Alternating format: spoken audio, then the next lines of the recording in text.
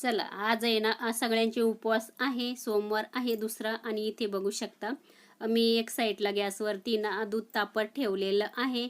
अंघोळ वगैरे देवपूजा झालेली आहे आणि चला आता मिस्टरांना सकाळी जायचं होतं ड्युटीवरती. डबा काही न्यायचा नव्हता टिफिन त्यांच्यासाठी. इथे मी आता थोडीशी ना उपवासाची भगर बनवते आणि ते गरम गरम दूध भगर खाऊन जाणार आहे आणि आमच्यासाठी वेगळं बनवायचं आहे दुपारून.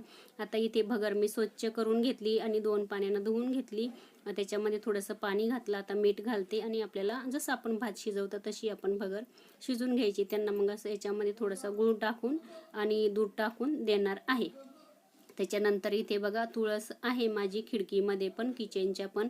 तिथे मी दिवा वगैरे लावून घेतलेला आहे. छान वाटतं, प्रसन्न वाटतं. तुळस किचनमध्ये पण पाहिजेच. चला त्याच्यानंतर दुपार झाली आणि इथे बघा मी रात्री साबुदाणा भिजत ठेवलेलं होतं. त्याच्यामध्ये ना आता थोडंसं शेंगदाण्याचं कूट घातलं, उकडलेले बटाटे घातले किसून आणि त्याच्यानंतर हिरवी मिरचीचा ठेचा घातला आणि मीठ घातलं. इतकंच घातलं, बाकी जास्त काय घालायचं नाही आणि मिक्स करून घेतलेलं आहे. त्याच्यानंतर इथे बघा खाली ताट ठेवलेलं आहे. पळपटे ठेवू शकता तुम्ही आणि त्याच्यावरती एक प्लास्टिक ठेवलेलं आहे आणि थोडंसं इथे ना साबुदाण्याचा उंडा करून घेतलेला आहे. हाताला थोडंसं तेल लावायचं आणि इथे बघा आपल्याला ना एक अशी प्लेट घ्यायची. ह्या प्लेटने असं ना प्रेस करायचं म्हणजे सगळ्या बाजूंना आहे ना असं जाड बारीक होत नाही, छान होतो, एकसारखा होतो. चला तयार झालेलं आहे ते थालीपीठ. आता हे बघा बघू शकता अजिबात हाताला चिपकत नाही किंवा इथे पेपरला पण चिपकत नाही. थोडासा तेलाचा हात लावायचा पण पेपरला. आता इथे तव्याला थोडंसं तेल लावून घेतलेलं आहे. थालीपीठ आहे ना तव्यावरती टाकून घेतलेलं आहे. झाकण ठेवू आपण 1 मिनिटासाठी. गॅस आपल्याला कमीच ठेवायचा. 1 मिनिट झालेलं आहे. आता आपण उलटं करून घेऊ आणि परत आपण आहे ना झाकून ठेवू.